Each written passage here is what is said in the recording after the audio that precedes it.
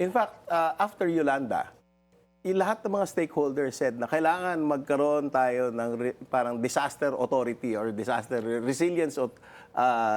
resilience department or Right. authority, which was filed in Congress. It was approved in Congress in the 17th, 18th, and 19th Congress. Pero hindi natuloy. Yun sana, sir, din yung equivalent na sinasabi nyo.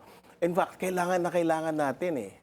That's who among the senators and congressmen ang talagang lumalaban para sa inyo? Well, yung mga bills ngayon na nakafile sa Senate to make this institution na ang tawag ay UP National Climate Resilience Institute ay si Senator Bam, si Senator Loren, sa Congress naman nandyan si Congressman Javi Benitez, si Congressman Salceda, nandyan si Congressman Coco Yap, nandyan magfa-file si Congressman Noy Defensor, no?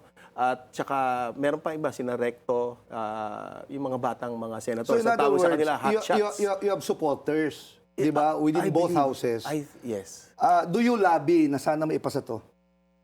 Siyempre, gusto namin mangyari yun. Oo nga. Kasi we know the significance. We know the importance of having risk-informed and science-based plans.